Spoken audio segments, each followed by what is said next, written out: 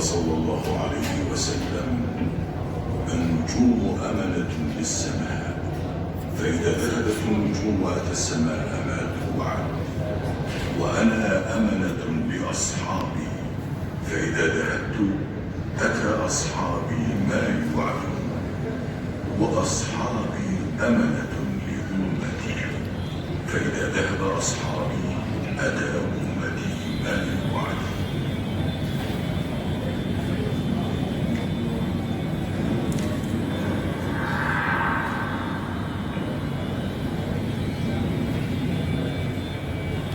So there's his house, he's on his wife, Khadija radiallahu ta'ala anha.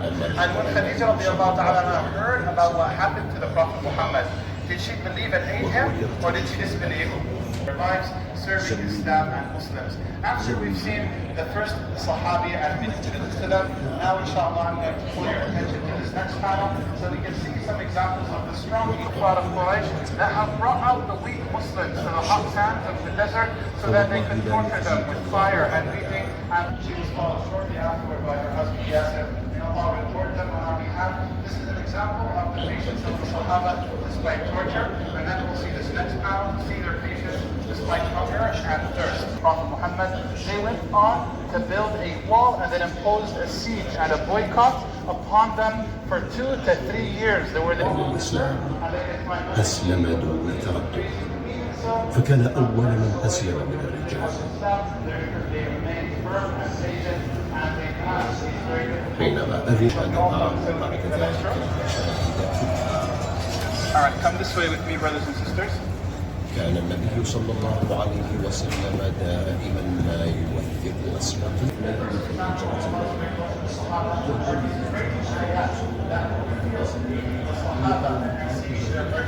The second example of Allah to the Sahaba is that he gave a difficult journey at their forefront was Ali ibn Abi Talib and the entire family of Abu Bakr as-Siddiq radiallahu ta'ala anhu. On the opposite side of the room here, we have a picture of Jabal Thawr, the place where the Prophet Muhammad sallallahu alayhi wa sallam hid alongside his companion Abu Bakr as-Siddiq.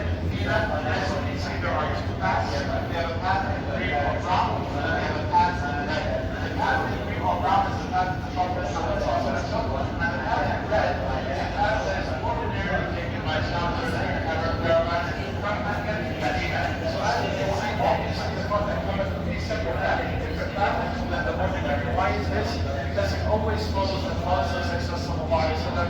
He took a separate path so he would not be found or killed by the Kuffar. By establishing an Islamic society for the first time in history, now inshallah we're going to learn even more about that great beginning in the next room titled Birth of Medina. So if you'll all come this way with me to the next Medina, a place with widespread greenery and these large palm tree farms which the people of Medina would depend on for food. In the middle here we have the houses of Medina. On my right we have some small scale models of them. The houses of Medina were there and their children so that they could receive the Prophet Muhammad. They were also very competitive as to who would have the Prophet Muhammad sallallahu alayhi wa sallam as a guest. One of the first things they did with the Prophet Muhammad was help him in building the second greatest mosque in Islam, al-Masjid, of learning the religion of Islam. After they finished building that most important part of the society, the Prophet Muhammad sallallahu alayhi wa sallam, he gave a command, and all of the Sahaba obeyed, the Sahaba from Mecca and Medina, and they came together in the house of a great Sahabi whose name was Sulaym. The Prophet Muhammad then gave another command, and the Sahaba from Mecca and Medina, and the Sahaba of Medina would give their homes, they would give their farms, they would give their money to their new brothers from Mecca. So brothers and sisters, you can distribute yourselves on the right and on the left. Come in from both sides, inshallah.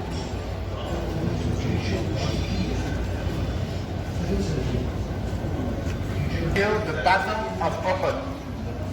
جاءت قريش بقيادة أبي سفيان بن حرب تحث الخطى نحو المدينة، تقودها الرغبة للقتال.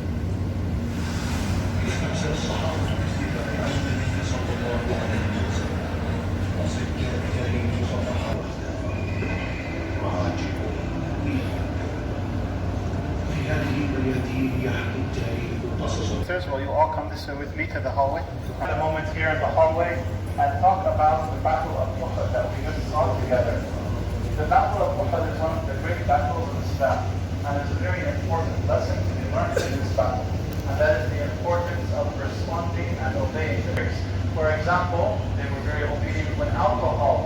prohibited. They refused to drink it afterwards until they died. In Medina. So if you all come this way with me, please.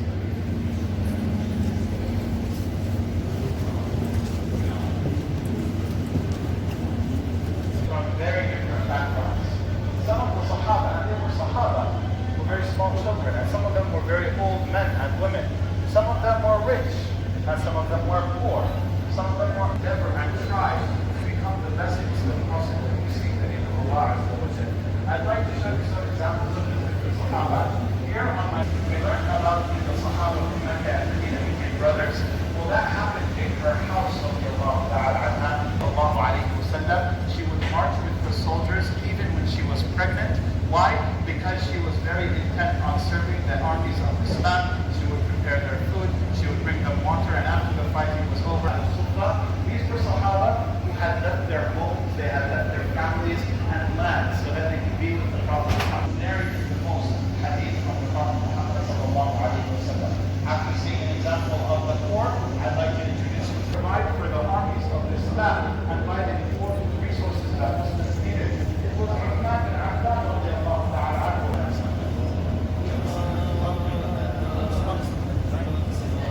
Is he waiting for me? That's okay. It's fine. All right. Okay, brothers and sisters, so this is my colleague. His name is Ahsan. Worship Allah Azza wa Jalla alone, and he became very ill, the Prophet sallallahu alayhi wa sallam, and he knew that death was shortly upon him. Before passing away, the Prophet sallallahu alayhi wa sallam say that likewise Abu Bakr as-Siddiq should lead the people, meaning he should lead the Muslim Rashidun. Okay. Before passing away, the Prophet in the time of the Messenger of Allah sallallahu alayhi wa sallam, the masjid was not very big as we see today, because Aisha radiallahu anha, we have the Prophet sallallahu alayhi wa sallam, Abu Bakr, and then Umar radiallahu anhu said, upon you is to follow my sunnah and the sunnah of the Khulafa al-Rashideen, Abu Bakr, Umar, Uthman, and Ali. And then he said, عَضُّوا عَلَيْهَا بِالنَّوَاجِدِ. عَضُّوا عَلَيْهَا بِالنَّوَاجِدِ means bite onto it with your molar teeth, okay? Why did the Prophet ﷺ say this?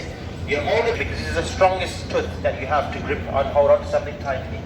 The Prophet ﷺ is saying, hold on to his sunnah like this, hold on to it tightly. And the sunnah of the Khulafa al-Rashidin. So this section, my brothers and sisters, is called Athar al-Nur. This talks about how did Islam spread after the Prophet ﷺ. The deen of Allah Azza wa Jalla, the Quran, Muslims is by foot or on a riding beast, just for one ahadith of the Messenger of Allah sallallahu alayhi wa sallam. Okay? The likes of Imam Abu Hanifa, Imam Malik, Imam Shafi'i, Imam Ahmad, rahimahullah ta'ala ajma'in. The name, and he will give you a brief biography with regards to